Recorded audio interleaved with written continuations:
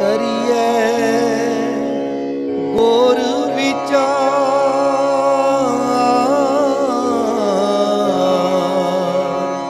नानक बेड़ी सच की। करिए गुर विचार,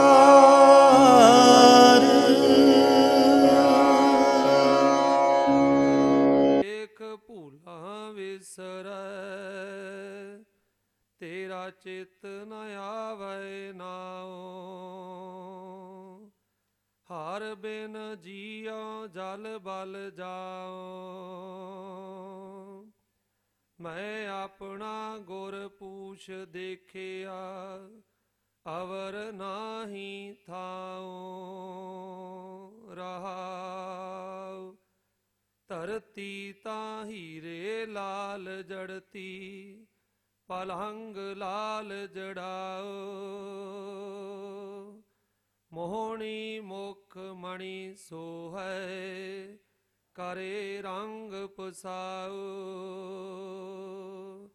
मत देख भूला विसरै तेरा चित न आवे नाओ। सिद्ध होवा सिद्ध लाई रिद आखा आओ। गुप्त परगट होए बैसा लोक राखै पाओ। मत देख भूला विसरै तेरा चित न आवे नाओ। सुल्तान होवा मेल लसकर, तख्त राखा पाओ। हुक्म हासिल करी बैठा नानका सब वाओ। मत देख भूला विसरै तेरा चित न आवे नाओ। मत देख भूला विसरै तेरा चित न आवे नाओ। सतनाम वाहेगुरु जाकै वस खान सुल्तान। जाकै वस है सगल जहान। जाका किया सब किछ होए। तिसते बाहर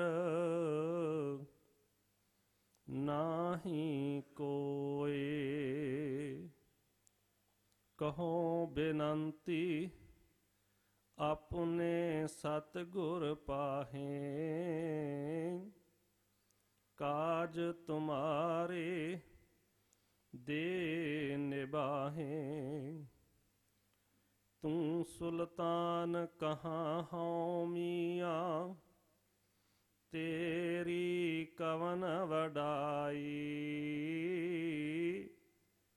जो तू दे सो कहाँ स्वामी। मैं मूर्ख कहण ना जाई।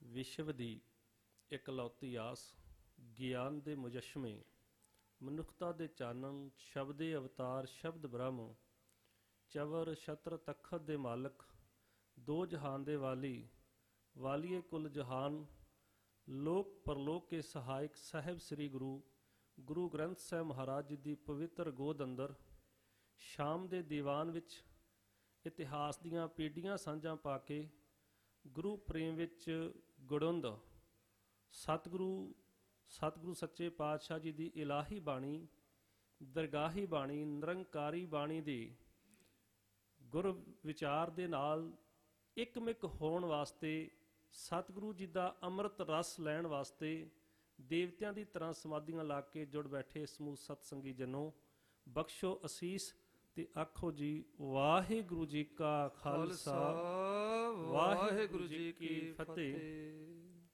ਜੋ ਅੰਮ੍ਰਿਤ ਬਚਨ ਸਾਹਿਬ ਨੇ ਸਾਡੀ ਝੋਲੀ ਵਿੱਚ ਪਾਇਆ ਹੈ, ਸਤਿਗੁਰੂ ਸੱਚੇ ਪਾਤਸ਼ਾਹ ਜੀ ਨੇ ਇਸ ਅੰਮ੍ਰਿਤ ਬਚਨ ਦੇ ਅੰਦਰ ਇਹ ਸਮਝਾਉਣ ਦਾ ਯਤਨ ਕੀਤਾ ਹੈ ਕਿ ਸਾਡੀ ਸਾਂਝ ਉਸ ਪ੍ਰਮਾਤਮਾ ਦੇ ਨਾਲ, ਅਟੁੱਟ ਰਿਸ਼ਤਾ ਪ੍ਰਮਾਤਮਾ ਦੇ ਨਾਲ ਬਣਿਆ ਰਹੇ। ਸਾਡੀ ਸਾਂਝ ਪ੍ਰਮਾਤਮਾ ਤੋਂ ਦੂਰੀ ਦਾ ਨਾ ਵਧੇ, ਸਾਡਾ ਉਹਦੇ ਨਾਲ ਆਤਮਾ ਤੇ ਪ੍ਰਮਾਤਮਾ ਦਾ ਮਿਲਾਪ ਹੋਇਆ ਰਹੇ। ਸਤਿਗੁਰੂ ਜੀ ਤੁਸੀਂ ਸਾਨੂੰ ਭੁੱਲ ਨਾ ਜਾਓ ਪ੍ਰਮਾਤਮਾ ਦੇ। ਜਦੋਂ ਗੁਰੂ ਨਾਨਕ ਸਾਹਿਬ ਮਹਾਰਾਜ ਜੀ ਦੀ ਬਾਣੀ ਆਪਾਂ ਨਿਤਾ ਪ੍ਰਤੀ ਨਿਤਨੇਮ ਵੀ ਕਰਦੇ ਹਾਂ ਨਾ, ਤੇ ਉਹਨੂੰ ਬਾਣੀ ਨੂੰ ਪੜ੍ਹਦੇ ਹਾਂ, ਜਪਜੀ ਸਾਹਿਬ ਨੂੰ ਪੜ੍ਹ ਲਓ ਜਾਂ ਸੋਦਰ ਦਾ ਪਾਠ ਕਰੋ, ਸਵੇਰੇ ਵੀ ਤੇ ਸ਼ਾਮ ਵੇਲੇ ਵੀ ਧੰਨ ਗੁਰੂ ਨਾਨਕ ਸਾਹਿਬ ਮਹਾਰਾਜ ਜੀ ਦੇ ਬਚਨ ਐਵੇਂ ਲੱਗਦੇ ਐ ਜਿਵੇਂ ਗੁਰੂ ਨਾਨਕ ਸਾਹਿਬ ਜੀ ਸਾਹਮਣੇ ਪ੍ਰਮਾਤਮਾ ਨਾਲ ਬੈਠੇ ਹੋਏ ਗੱਲਾਂ ਕਰਦੇ।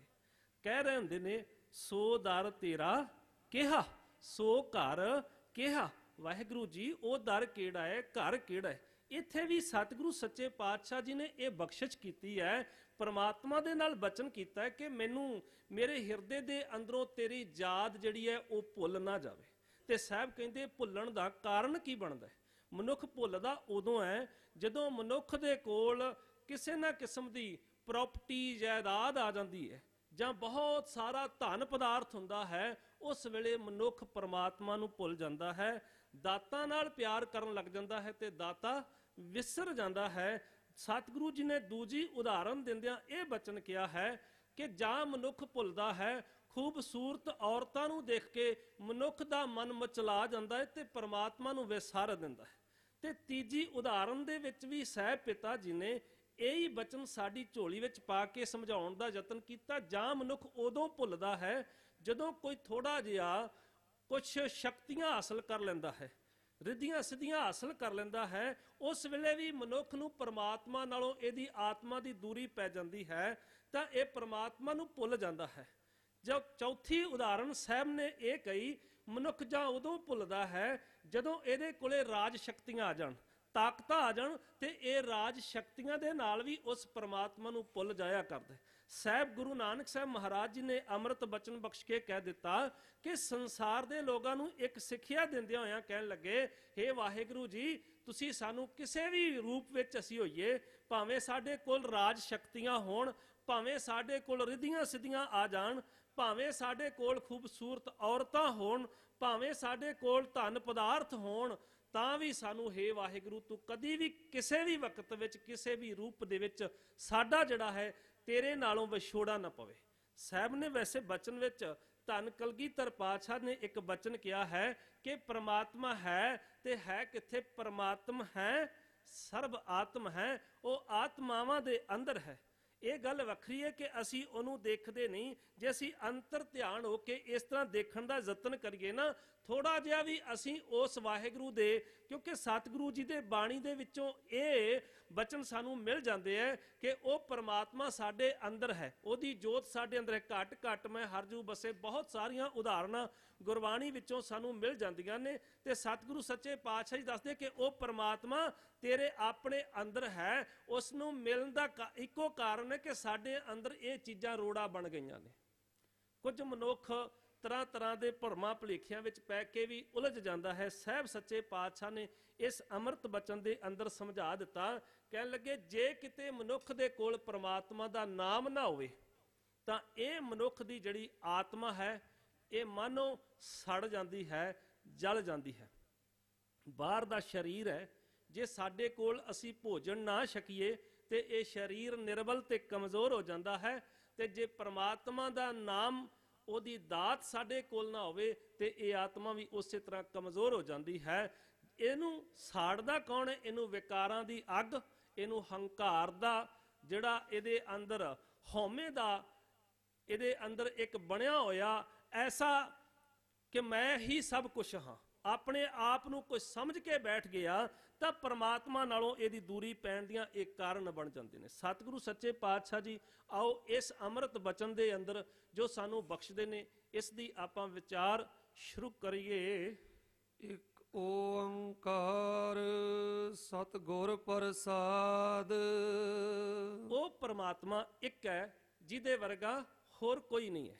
ਸਾਰੀ ਦੁਨੀਆ, ਸਾਰੀ ਤਾਕਤ, ਸਾਰੀਆਂ ਸ਼ਕਤੀਆਂ ਜਿਸ ਦੇ ਚਰਨਾਂ ਦੇ ਵਿੱਚ ਨੇ, ਸਾਰੀ ਸ਼ਕਤੀ ਉਸ ਦੇ ਕੋਲੇ ਸਾਰੀ ਸ੍ਰਿਸ਼ਟੀ ਨੂੰ ਉਹ ਚਾਹੇ ਤੇ ਇੱਕ ਅੱਖ ਦੇ ਝਮੱਕੇ ਵਿੱਚ ਸਾਜ ਸਕਦਾ ਹੈ, ਚਾਹੇ ਤੇ ਸਾਰੀ ਸ੍ਰਿਸ਼ਟੀ ਨੂੰ ਅੱਖ ਦੇ ਝਮੱਕੇ ਵਿੱਚ ਨਾਸ਼ ਵੀ ਕਰ ਸਕਦਾ ਹੈ।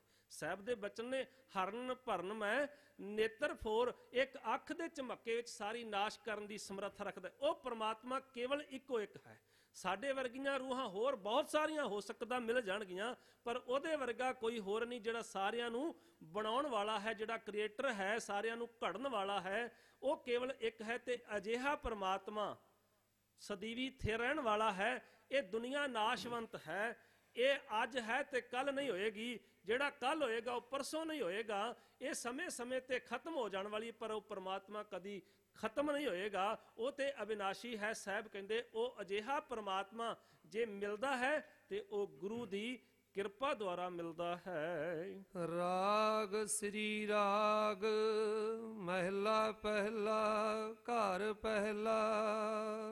ਸ੍ਰੀ ਰਾਗ ਸਤਿਗੁਰੂ ਗੁਰੂ ਗ੍ਰੰਥ ਸਾਹਿਬ ਮਹਾਰਾਜ ਜੀ ਦੇ ਅੰਦਰ 31 ਰਾਗ ਅੰਕਿਤ ਨੇ ਤੇ ਇਹਨਾਂ 31 ਰਾਗਾਂ ਦਾ ਸਿਰਮੌਰ ਰਾਗ ਸ੍ਰੀ ਰਾਗ ਹੈ। ਦੁਨੀਆ ਦੇ ਅੰਦਰੋਂ ਇੱਕ ਗੱਲ ਧੰਨ ਗੁਰੂ ਗ੍ਰੰਥ ਸਾਹਿਬ ਮਹਾਰਾਜ ਜੀ ਦੇ ਅੰਦਰ ਜਦੋਂ ਝਾਤ ਪਾਈਏ ਨਾ, ਥੋੜਾ ਜਿਹਾ ਵਿਸ਼ੇ ਚੋਂ ਬਾਹਰ ਚੱਲੇ ਆ, ਝਾਤ ਪਾਉਂਦਿਆਂ ਪਤਾ ਲੱਗਦਾ ਹੈ ਗੁਰੂ ਗ੍ਰੰਥ ਸਾਹਿਬ ਮਹਾਰਾਜ ਜੀ ਦੀ ਜਦੋਂ ਸੰਪਾਦਨਾ ਹੋਈ, ਕਿਸੇ ਗ੍ਰੰਥ ਦੀ ਸੰਪਾਦਨਾ ਦੇ ਵਿੱਚ ਵੀ ਅਜਿਹੀਆਂ ਕੁਝ ਗੱਲਾਂ ਹੁੰਦੀਆਂ ਕਿ ਕਿਸੇ ਗ੍ਰੰਥ ਨੂੰ ਲੈ ਕੇ ਪੜ੍ਹਨਾ ਹੋਵੇ ਤੇ ਉਹਦਾ ਪਹਿਲਾਂ ਸਭ ਤੋਂ ਨਾਂ ਪੜ੍ਹਿਆ ਜਾਂਦਾ ਹੈ। ਨਾਂ ਅਟਰੈਕਟਿਵ ਹੋਣਾ ਚਾਹੀਦਾ ਹੈ, ਫਿਰ ਉਹਦੀ ਭੂਮਿਕਾ ਮਹਾਨ ਹੋਣੀ ਚਾਹੀਦੀ ਹੈ, ਉਹਦੀ ਤਰਤੀਬ ਮਹਾਨ ਹੋਣੀ ਚਾਹੀਦੀ ਹੈ, ਉਹਦੀ ਵਿਸ਼ਾ ਸੂਚੀ ਮਹਾਨ ਹੋਣੀ ਚਾਹੀਦੀ। ਸਤਿਗੁਰੂ ਜੀ ਬਿਲਕੁਲ ਇਉਂ ਹੀ ਹੈ। ਸਤਿਗੁਰੂ ਜੀ ਨੇ ਜੇ ਰਾਗਾਂ ਦੇ ਪੱਖ ਤੋਂ ਸਭ ਤੋਂ ਪਹਿਲਾਂ ਅਸੀਂ ਕਿਸੇ ਮਾਲਾ ਨੂੰ ਦੇਖੀਏ, ਮਾਲਾ ਦਾ ਮੋਟਾ ਮਣਕਾ ਸਿਰੇ ਦੇ ਉੱਤੇ ਲਾਇਆ ਹੁੰਦਾ। ਸਤਿਗੁਰੂ ਜੀ ਨੇ ਸ੍ਰੀ ਰਾਗ ਸਭ ਤੋਂ ਮਹਾਨ ਰਾਗ ਸ਼ੁਰੂ ਵਿੱਚ ਆਰੰਭ ਵਿੱਚ ਲਾ ਦਿੱਤਾ ਹੈ। ਇਹ ਸ੍ਰੀ ਰਾਗ ਦੇ ਅੰਦਰ ਸਤਿਗੁਰੂ ਗੁਰੂ ਨਾਨਕ ਸਾਹਿਬ ਮਹਾਰਾਜ ਜੀ ਨੇ ਪਹਿਲੇ ਘਰ ਵਿੱਚ ਇਹ ਬਾਣੀ ਉਚਾਰਨ ਕੀਤੀ ਹੈ। ਮੋਤੀ ਤਾਂ ਮੰਦਰ ਉਸ ਰਹੇ, ਰਤਨੀ ਤਾਂ ਹੋਏ ਜੁੜਾਓ। ਕਸਤੂਰ ਕੁੰਗੂ ਅਗਨ ਚੰਦਨ, ਲੀਪ ਆਵੇ ਚਾਓ। ਮਤ ਦੇਖ ਭੂਲਾਂ ਵਿਸਰੈ, ਤੇਰਾ ਚਿਤ ਨ ਆਵੇ ਨਾਉ। ਸਾਹਿਬ ਕਹਿੰਦੇ ਐ ਮੋਤੀਆਂ ਦੇ ਮੰਦਰ ਮਹੱਲ ਬਣੇ ਹੋਣ। ਜਿਹੜੀ ਮੈਂ ਪਹਿਲੇ ਹੀ ਉਦਾਹਰਨ ਗੁਰੂ ਨਾਨਕ ਸਾਹਿਬ ਜੀ ਨੇ ਕੀ ਦਿੱਤੀ ਕਿ ਧਨ ਪਦਾਰਥ ਸਾਡੇ ਕੋਲ ਕੀ ਹੁੰਦੇ ਐ, ਅਸੀਂ ਕਹਿੰਦੇ ਸਾਡੀ ਕੋਠੀ ਵਿਲਾ ਬੜਾ ਖੂਬਸੂਰਤ ਬਣਾਉਣੇ। ਸਾਹਿਬ ਕਹਿੰਦੇ ਸਾਡੇ ਕੋਲ ਇੰਨਾ ਖੂਬਸੂਰਤ ਮਹੱਲ ਹੋਵੇ ਕਿ ਉਹ ਸੁੱਚੇ ਮੋਤੀਆਂ ਦੇ ਨਾਲ ਉਸਾਰਿਆ ਹੋਵੇ, ਉਸਰ ਜਾਵੇ। ਤੇ ਸਾਹਿਬ ਕਹਿੰਦੇ ਰਤਨੀ ਉਹ ਰਤਨਾਂ ਦੇ ਨਾਲ ਜੜਿਆ ਹੋਵੇ, ਉਹਦੀ ਚਮਕ ਇੰਨੀ ਹੋਵੇ ਕਿ ਉਹਦੇ ਉੱਤੋਂ ਰਤਨਾਂ ਦੀ ਚਮਕ ਵੀ ਅੱਖਾਂ ਚੁੰਧਿਆ ਜਾਣ, ਭੁਲੇਖਾ ਖਾ ਰਹੀਆਂ ਹੋਣ। ਤੇ ਸਾਹਿਬ ਕਹਿੰਦੇ ਉਸ ਮਹੱਲ ਨੂੰ ਕਹਿੰਦੇ ਕਸਤੂਰ ਕੰਗੂ ਅਗਰ ਚੰਦਨ ਲੀਪ ਆਵੇ ਚਾਓ। ਲੀਪ ਤੋਂ ਭਾਵ ਹੈ ਲੇਪਨ ਕਰਨਾ। ਪੁਰਾਤਨ ਸਮੇਂ ਦੇ ਅੰਦਰ ਕੱਚੇ ਕੋਠਿਆਂ ਨੂੰ ਮਿੱਟੀ ਨਾਲ ਲੇਪਣ ਕੀਤਾ ਜਾਂਦਾ ਸੀ। ਅੱਜ ਅਸੀਂ ਉਹਨੂੰ ਸੀਮਟ ਨਾਲ ਲੇਪਣ ਕਰਦੇ ਹਾਂ, ਪਲਸਤਰ ਕਰਦੇ ਹਾਂ, ਜਿਹਨੂੰ ਕਹਿੰਦੇ ਆ ਲਿਪਣਾ ਕਿਹਾ ਜਾਂਦਾ ਸੀ। ਪੁਰਾਤਨ ਬੋਲੀ ਸਾਡੇ ਘਰਾਂ ਵਿੱਚੋਂ ਕੁਝ ਅਲੋਪ ਵੀ ਹੋ ਰਹੀ ਹੈ, ਸਾਨੂੰ ਇਸ ਕਰਕੇ ਕਈ ਵਾਰ ਸਮਝ ਨਹੀਂ ਪੈਂਦੀ। ਵੈਸੇ ਜੇ ਅਸੀਂ ਇਹਨੂੰ ਗੁਰਬਾਣੀ ਨੂੰ ਥੋੜਾ ਨੇੜਿਓਂ ਪੜ੍ਹੀਏ ਤੇ ਬੜਾ ਛੇਤੀ ਸਾਡੇ ਬੋਲ ਚਾਲ ਦੇ ਸ਼ਬਦ ਗੁਰਬਾਣੀ ਬਣ ਜਾਵੇ ਤੇ ਸੌਖੀ ਸਮਝ ਪੈ ਸਕਦੀ। ਕਸਤੂਰ ਕੰਗੂ ਕਹਿੰਦੇ ਸਾਹਿਬ ਪਿਤਾ ਜੀ ਕਹਿੰਦੇ ਨੇ ਕਸਤੂਰੀ ਅਤੇ ਕੁੰਗੂ ਜਿਹੜਾ ਹੈ ਇਹ ਕਹਿੰਦੇ ਕੇਸਰ ਨੂੰ, ਤੇ ਅਗਰ ਦਾ ਅਰਥ ਹੈ ਇੱਕ ਉਦੂ ਦਾ ਪੌਦਾ ਹੁੰਦਾ ਹੈ, ਦਰਖਤ ਹੁੰਦਾ ਹੈ ਜਿਹਦੇ ਵਿੱਚੋਂ ਅਤਰ ਨਿਕਲਦਾ ਹੈ। ਉਹ ਅਤਰ ਨਿਕਲਣ ਵਾਲਾ ਜਿੱਥੇ ਪਾਣੀ ਪਾ ਕੇ ਮਿੱਟੀ ਨੂੰ ਗੁੰਨਿਆ ਜਾਂਦਾ ਹੈ ਜਾਂ ਸੀਮਟ ਵਿੱਚ ਪਾਣੀ ਪਾ ਕੇ ਉਹ ਸੀਮਟ ਨਾਲ ਪਲਸਤਰ ਕੀਤਾ ਜਾਂਦਾ, ਲੇਪਨ ਕੀਤਾ ਜਾਂਦਾ ਹੈ। ਸਾਹਿਬ ਜੀ ਕਹਿੰਦੇ ਉਹ ਲੇਪਨ ਦੀ ਜਗ੍ਹਾ ਤੇ ਜਿਹੜਾ ਸੀਮਟ ਦੀ ਜਗ੍ਹਾ ਤੇ ਕੀ ਹੋਵੇ, ਕਸਤੂਰੀ ਹੋਵੇ। ਉਹ ਸੀਮਟ ਦੀ ਜਗ੍ਹਾ ਤੇ ਕੇਸਰ ਹੋਵੇ। ਇਹੋ ਜਿਹੀਆਂ ਕੀਮਤੀ ਚੀਜ਼ਾਂ ਹੋਣ ਤੇ ਉਹਦੇ ਵਿੱਚ ਜਿਹੜਾ ਪਾਣੀ ਪਾਉਣਾ ਹੈ, ਪਾਣੀ ਦੀ ਜਗ੍ਹਾ ਤੇ ਸਾਹਿਬ ਸੱਚੇ ਪਾਤਸ਼ਾਹ ਕਹਿੰਦੇ ਕੀ ਹੋਣਾ ਚਾਹੀਦਾ ਹੈ, ਕਹਿੰਦੇ ਪਾਣੀ ਨਹੀਂ, ਉਹਦੀ ਜਗ੍ਹਾ ਤੇ ਅਤਰ। ਅਗਰ ਜਿਹੜਾ ਹੈ ਉਸ ਪੌਦੇ ਦੀ ਪਾਣੀ ਨਿਕਲਿਆ ਹੋਇਆ ਉਸ ਵਿੱਚ ਪਾਇਆ ਜਾਵੇ, ਲੀਪ ਆਵੇ ਚਾਹੋ, ਕਹਿੰਦੇ ਉਸ ਨੂੰ ਇਸ ਤਰੀਕੇ ਦੇ ਨਾਲ ਲਿਪਿਆ ਹੋਵੇ ਮਤ ਦੇਖ ਭੂਲਾਂ ਵਿਸਰਾਂ। ਕਹਿੰਦੇ ਇੰਨੀ ਉਹਦੀ ਸਜਾਵਟ ਹੋਵੇ, ਉਹਦੇ ਨਾਲ ਉਹਨੂੰ ਲਿਪ ਦਿੱਤਾ ਜਾਵੇ, ਇੰਨੀ ਕੀਮਤੀ ਚੀਜ਼ ਦੇ ਨਾਲ। ਤੇ ਮਨੁੱਖ ਦੇ ਅੰਦਰ ਸੁਭਾਵਕ ਗੱਲ ਹੈ, ਇੰਨੇ ਪਦਾਰਥ ਹੁੰਦਿਆਂ ਤਾਂ ਹੰਕਾਰ ਹਉਮੈ ਆਉਣਾ ਤਾਂ ਨੈਚੁਰਲੀ ਗੱਲ ਹੈ, ਪਰ ਨਹੀਂ। ਸਾਹਿਬ ਕਹਿੰਦਾ ਜੀ ਇੰਨੀ ਵੀ ਕੁਛ ਹੋਵੇ ਤਾਂ ਵੀ ਸਾਨੂੰ ਵਾਹਿਗੁਰੂ ਪ੍ਰਮਾਤਮਾ ਤੁਸੀਂ ਨਾ ਭੁੱਲੋ, ਹਮੇਸ਼ਾ ਯਾਦ ਰਹੋ। ਸਾਸ ਸਾਸ ਸਿਮਰਨ ਵਾਲੀ ਸਾਡੀ ਆਤਮਾ ਦਾ ਬਣ ਜਾਵੇ, ਸਵਾਸ ਸਵਾਸ ਸਾਡੀ ਜੀਵਨ ਦਾ ਹਿੱਸਾ ਵਾਹਿਗੁਰੂ ਤੂੰ ਬਣਿਆ ਰਵੇਂ, ਸਾਡੇ ਚਿੱਤ ਦੇ ਅੰਦਰ ਤੂੰ ਟਿਕਿਆ ਰਵੇਂ। ਹਰ ਬਿਨ ਜੀਉ ਜਲ ਬਲ ਜਾਓ, ਮੈਂ ਆਪਣਾ ਗੁਰ ਪੂਛ ਦੇਖਿਆ, ਅਵਰ ਨਾਹੀ ਥਾਉ ਰਹਾਉ। ਸਤਿਗੁਰੂ ਜੀ ਇਸ ਕੇਂਦਰੀ ਭਾਵ ਦੇ ਅੰਦਰ ਠਹਿਰਾਓ ਦੇ ਕੇ ਬਚਨ ਕਰਦੇ ਆ, ਹਰ ਬਿਨ ਜਿਉ ਜਲ ਬਲ ਜਾਉ। ਪਰਮਾਤਮਾ ਤੋਂ ਬਿਨਾ ਇਹ ਆਤਮਾ ਸੜਦੀ ਹੈ। ਮਨੁੱਖ ਤਾਂ ਆਪਣਾ ਜੀਵਨ ਜਿਨ੍ਹਾਂ ਨੇ ਸਮਰਪਿਤ ਕੀਤਾ, ਇਹ ਗੱਲ ਗੁਰੂ ਕੋਲੋਂ ਮਿਲੀ, ਮੈਂ ਆਪਣਾ ਗੁਰ ਪੁੱਛ ਦੇਖਿਆ, ਗੁਰੂ ਕੋਲੋਂ ਪੁੱਛ ਕੇ ਦੇਖਿਆ। ਭਗਤ ਨਾਮਦੇਵ ਜੀ ਬੜਾ ਸੋਹਣਾ ਬਚਨ ਕਰਕੇ ਕਹਿੰਦੇ, ਨਿਜ ਭਾਉ ਭਇਆ ਭ੍ਰਮ ਭਾਗਾ। ਭਗਤ ਨਾਮਦੇਵ ਜੀ ਕਹਿੰਦੇ ਐ, ਮੇਰੇ ਅੰਦਰੋਂ ਇੱਕ ਭਰਮ ਦੂਰ ਹੋਇਆ। ਕਿਵੇਂ? ਕਹਿੰਦੇ ਗੁਰ ਪੁੱਛੈ ਮਨ ਪਤੀ ਆਗਾ। ਗੁਰੂ ਨੂੰ ਪੁੱਛਿਆ, ਗੁਰੂ ਨੇ ਦੱਸਿਆ, ਗੁਰੂ ਨੇ ਸਿੱਖਿਆ ਦਿੱਤੀ। ਗੁਰੂ ਨੇ ਸਿੱਖਿਆ ਦੇ ਕੇ ਜਿਹੜੀ ਆਤਮਾ ਸੜ ਰਹੀ ਸੀ ਵਿਕਾਰਾਂ ਦੇ ਅੰਦਰ, ਜਿਹੜੀ ਆਤਮਾ ਸੜ ਰਹੀ ਸੀ ਲੋਭ ਲਾਲਚ ਦੇ ਅੰਦਰ, ਜਿਹੜੀ ਆਤਮਾ ਜਲ ਗਈ ਸੀਗੀ ਹੋਰ ਤਰ੍ਹਾਂ ਤਰ੍ਹਾਂ ਦੀਆਂ ਰਿੱਧੀਆਂ ਸਿੱਧੀਆਂ ਦੀਆਂ ਤਾਕਤਾਂ ਦੇ ਵਿੱਚ, ਉਹ ਗੁਰੂ ਨੇ ਗਿਆਨ ਦੇ ਦਿੱਤਾ ਕਿ ਇਹ ਜਿਹੜਾ ਰਿੱਧ ਸਿੱਧ ਸਭ ਮੋਹ ਹੈ, ਨਾਮ ਨਾ ਵਸੈ ਮਨ ਆਏ। ਗੁਰੂ ਨੇ ਜਦੋਂ ਇਹ ਸਿੱਖਿਆ ਦਿੱਤੀ ਤੇ ਸਮਝ ਪੈਂਦੀ ਹੈ, ਗੁਰੂ ਨੇ ਜਦੋਂ ਗਿਆਨ ਬਖਸ਼ਿਆ ਤੇ ਫਿਰ ਅੰਦਰ ਦਾ ਧਿਆਨ ਜਿਹੜਾ ਉਸ ਪ੍ਰਮਾਤਮਾ ਦੇ ਨਾਲ ਜੁੜਨਾ ਸ਼ੁਰੂ ਹੋ ਜਾਂਦਾ ਹੈ। ਸਹਿ ਪਿਤਾ ਜੀ ਸਾਨੂੰ ਸਮਝਾ ਰਹੇ ਹਨ, ਧਰਤੀ ਤਾਂ ਹੀਰੇ ਲਾਲ ਜੜਤੀ, ਪਲੰਗ ਲਾਲ ਜੜਾਓ, ਮੋਹਣੀ ਮੁਖ ਮਣੀ ਸੋਹੈ, ਕਰੇ ਰੰਗ ਪਸਾਓ, ਮਤ ਦੇਖ ਭੂਲਾਂ ਵਿਸਰੈ, ਤੇਰਾ ਚਿਤ ਨ ਆਵੈ ਨਾਉ।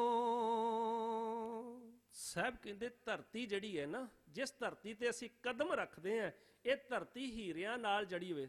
ਧਰਤੀ ਤਾਂ ਹੀਰੇ ਲਾਲ ਜੜਤੀ, ਤੇ ਜਿਸ ਪਲੰਗ ਦੇ ਉੱਤੇ ਅਸੀਂ ਆਰਾਮ ਕਰਨਾ ਹੈ, ਉਹ ਪਲੰਗ ਵੀ ਜਿਹੜਾ ਹੈ ਸਾਹਿਬ ਜੀ ਕਹਿੰਦੇ ਲਾਲਾਂ ਦੇ ਨਾਲ ਜੜਿਆ ਹੋਇਆ ਹੋਵੇ। ਲਾਲਾਂ ਨਾਲ ਇੰਨਾ ਕੀਮਤੀ ਪਲੰਗ ਹੋਵੇ, ਇੰਨੀ ਕੀਮਤੀ ਧਰਤੀ ਹੋਵੇ ਜਿਸ ਦੇ ਉੱਤੇ ਉਹ ਅਸੀਂ ਪਲੰਗ ਡਾਇਆ ਹੋਵੇ। ਤੇ ਸਾਹਿਬ ਕਹਿੰਦੇ ਹੈ, ਜੇ ਅਜਿਹਾ ਕੁਝ ਕੋਲ ਹੋਵੇ, ਮੋਹਣੀ ਮੁਖ ਮਣੀ ਸੁਹੈ, ਤੇ ਕੋਲ ਬਹੁਤ ਖੂਬਸੂਰਤ ਇਸਤਰੀ ਤੇ ਵੱਖ-ਵੱਖ ਤਰ੍ਹਾਂ ਦੇ ਹਾਵ ਭਾਵ ਕਰ ਰਹੀ ਹੋਵੇ, ਤੇ ਇਸ ਹਾਲਾਤ ਦੇ ਵਿੱਚ ਤੇ ਪ੍ਰਮਾਤਮਾ ਕਿਸੇ ਮਨੁੱਖ ਨੂੰ ਯਾਦ ਨਹੀਂ ਰਹਿ ਸਕਦਾ। ਸਾਹਿਬ ਕਹਿੰਦੇ ਪਰ ਇਸ ਹਾਲਾਤ ਵਿੱਚ ਹੁੰਦਿਆਂ ਆ ਵੀ, ਮਨੁੱਖ ਦੇ ਕੋਲ ਇੰਨੀ ਸ਼ਕਤੀ ਹੁੰਦਿਆਂ ਆ ਵੀ, ਇੰਨਾ ਕੁਝ ਹੋਣ ਦੇ ਬਾਵਜੂਦ ਵਾਹਿਗੁਰੂ ਤੂੰ ਸਾਨੂੰ ਚਿੱਤ ਵਿੱਚ ਸਾਡੇ ਹਿਰਦੇ ਦੇ ਅੰਦਰ ਟਿਕਿਆ ਰਹੇ। ਉਹ ਪ੍ਰਮਾਤਮਾ ਕਿਹੜਾ ਪ੍ਰਮਾਤਮਾ?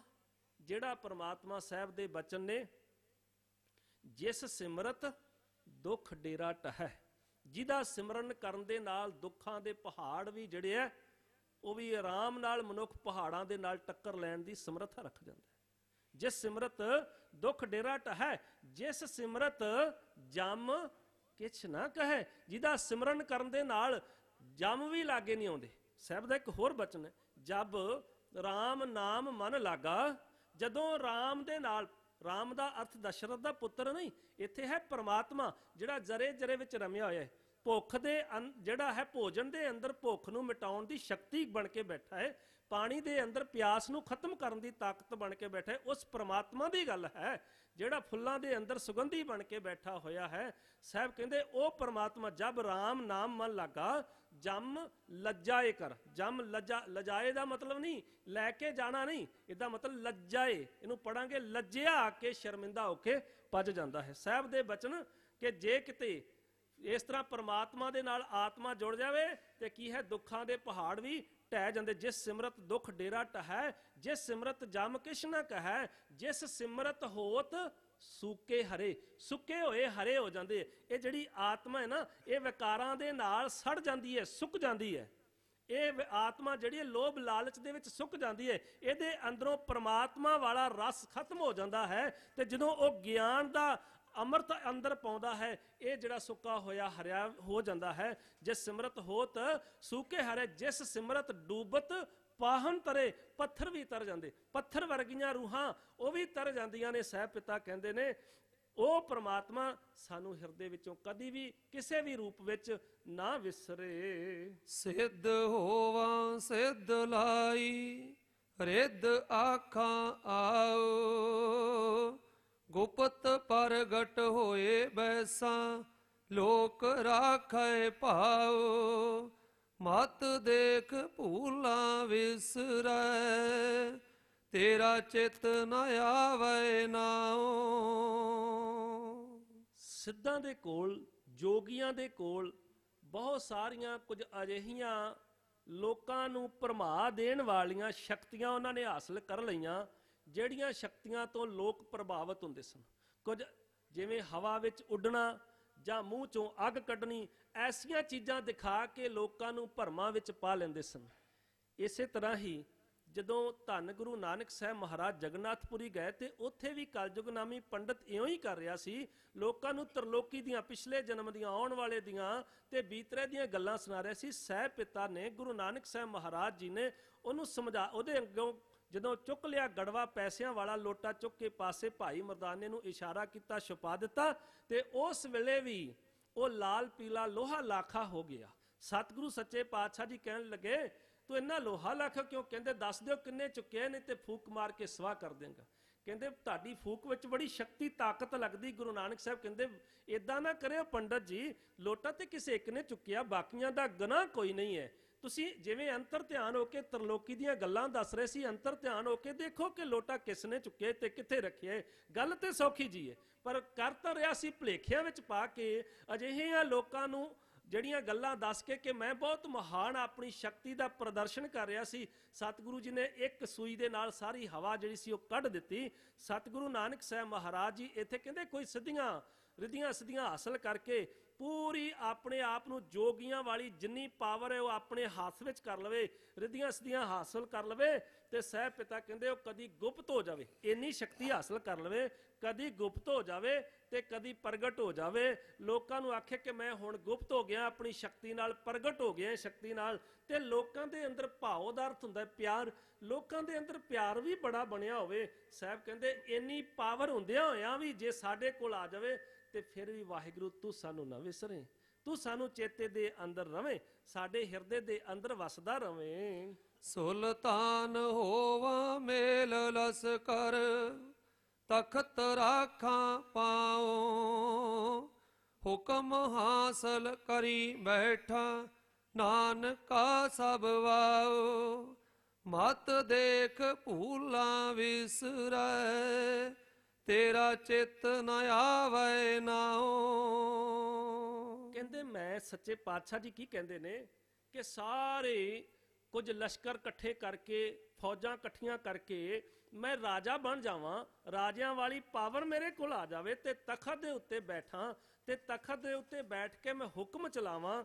ਤੇ ਜਦ ਮੇਰਾ ਹੁਕਮ ਚੱਲਦਾ ਹੋਵੇ, ਤਖਤ ਤੇ ਜਦੋਂ ਬੰਦਾ ਬੈਠ ਜਾਵੇ, ਤਖਤ ਤੇ ਬੈਠਦਿਆਂ ਹੀ ਪ੍ਰਮਾਤਮਾ ਵਿਸਰ ਜਾਂਦਾ। ਪਹਿਲੀ ਤੇ ਗੱਲ ਤਾਕਤ ਆਉਂਦਿਆਂ, ਤਾਕਤ ਬਾਅਦ ਚ ਆਉਂਦੀ, ਪ੍ਰਮਾਤਮਾ ਪਹਿਲਾਂ ਵਿਸਰ ਜਾਂਦਾ। ਦਾਤ ਪਿਆਰੀ ਹੋ ਜਾਂਦੀ ਹੈ, ਦਾਤਾਂ ਪਿਆਰੀਆਂ ਹੋ ਜਾਂਦੀਆਂ ਤੇ ਜਿਹੜਾ ਦਾਤਾ ਉਹ ਵਿਸਰ ਜਾਂਦਾ ਹੈ।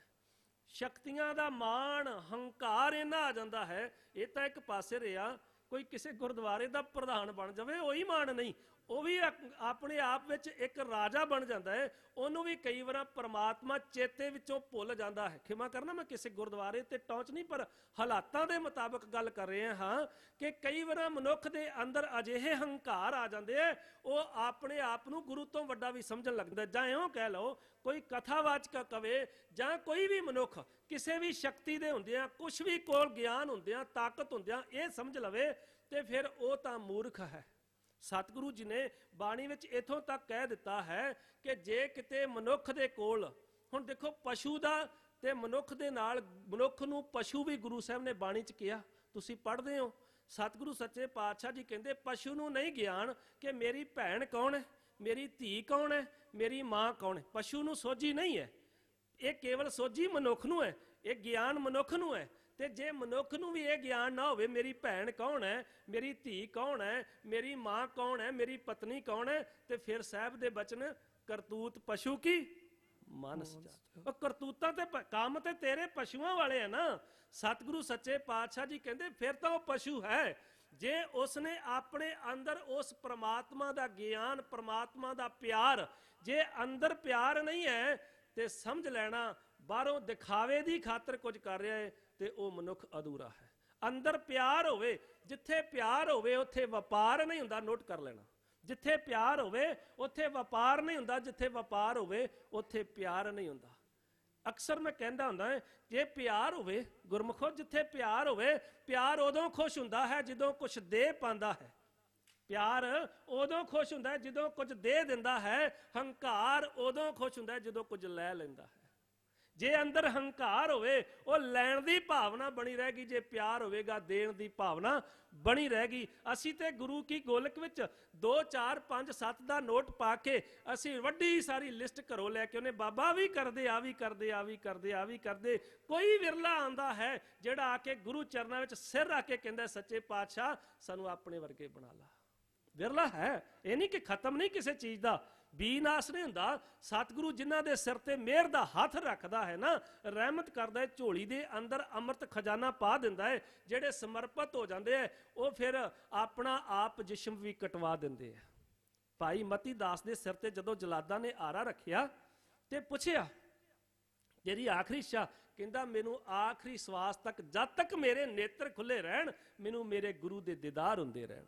ਹੋਰ ਕੁਛ ਮੰਗ, ਕਹਿੰਦਾ ਆਰੇ ਦੇ ਦੰਦਿਆਂ ਥੱਲੇ ਉਂਗਲੀ ਫੇਰ ਕੇ ਕਹਿਣ ਲੱਗਾ ਮਤੀ ਦਾਸ ਜਲਾਦਾ ਦੇਵੇਂਗਾ ਤੇ ਆਰੇ ਦੇ ਦੰਦੇ ਤਿੱਖੇ ਕਰ ਲਾ। ਜਲਾਦ ਮੁਸਕਰਾ ਕੇ ਕਹਿੰਦਾ ਮੈਨੂੰ ਪਤਾ ਸੀ ਕਿ ਤੂੰ ਖੁੰਡੇ ਦੰਦੇ ਵੇਖ ਕੇ ਘਬਰਾ ਜਾਏਗਾ। ਕਹਿੰਦਾ ਨਹੀਂ, ਤੇਰੇ ਖੁੰਡੇ ਦੰਦਿਆਂ ਤੋਂ ਨਹੀਂ ਘਬਰਾਇਆ। ਤੇ ਕਿਉਂ ਕਹਿਣਾ ਹੈ? ਕਹਿੰਦਾ ਇਸ ਕਰਕੇ ਕਹਿੰਦਾ ਹਾਂ ਕਿ ਤੇਰੇ ਖੁੰਡੇ ਦੰਦਿਆਂ ਨੇ ਮੇਰੀ ਸਿੱਖੀ ਕਲੰਕਿਤ ਕਰ ਦੇਣੀ। ਜਿਨ੍ਹਾਂ ਦੇ ਅੰਦਰ ਪਿਆਰ ਹੈ, ਜਿਨ੍ਹਾਂ ਦੇ ਅੰਦਰ ਪਿਆਰ ਬਣ ਜਾਂਦਾ ਹੈ, ਕਹਿੰਦਾ ਉਹ ਕਿਵੇਂ ਹੋਏਗੀ? ਮਤੀ ਦਾਸ ਕਹਿੰਦਾ ਕਿਵੇਂ ਹੋਏ? ਮਤੀ ਦਾਸ ਨੂੰ ਪੁੱਛਦਾ ਜਲਾਦ ਕਿਵੇਂ ਹੋਏਗੀ? ਕਹਿੰਦਾ ਜਦੋਂ ਤੂੰ ਮੇਰੇ ਜਿਸਮ ਦੇ ਉੱਤੇ ਆਰਾ ਚਲਾਉਣਾ ਹੈ, ਮੈਂ ਗੁਰੂ ਨਾਨਕ ਦਾ ਅੰਮ੍ਰਿਤ ਬਚਨ ਪੜ੍ਹਦਿਆਂ ਪੜ੍ਹਦਿਆਂ ਗੁਰੂ ਨਾਨਕ ਸਾਹਿਬ ਮਹਾਰਾਜ ਨਾਲ ਇੱਕਮਿਕ ਹੋ ਜਾਣਾ ਹੈ। ਮੈਨੂੰ ਤੇ ਪਤਾ ਵੀ ਨਹੀਂ ਲੱਗਣਾ ਕਿ ਮੇਰਾ ਸਰੀਰ ਚੀਰਿਆ ਗਿਆ, ਮੈਂ ਆਰੇ ਦੇ ਥੱਲੇ ਅਹਿਲ ਤੇ ਆਡੋਲ ਰਹਿਣਾ ਹੈ।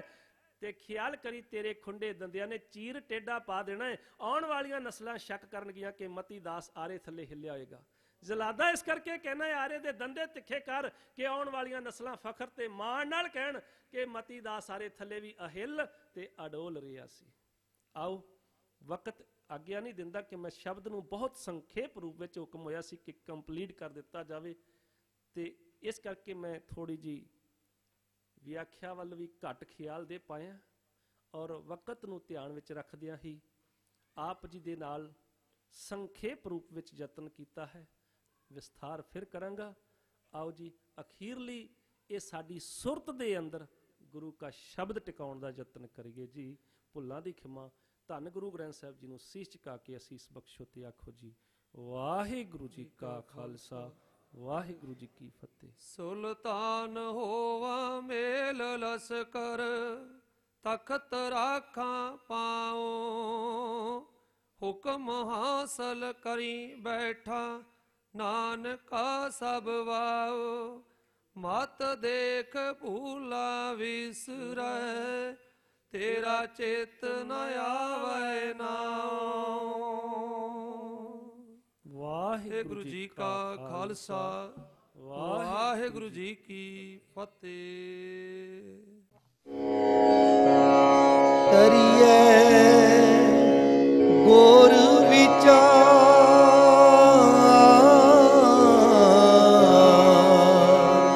ਨਾਨਕ ਬੇੜੀ ਸੱਚ ਕੀ। ਕਰੀਏ ਗੁਰ ਵਿਚਾਰ,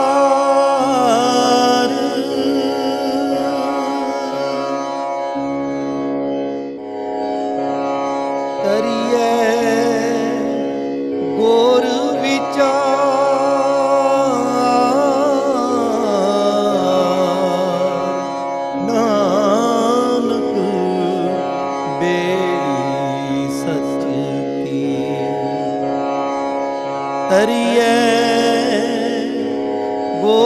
ਵਿਚਾਰ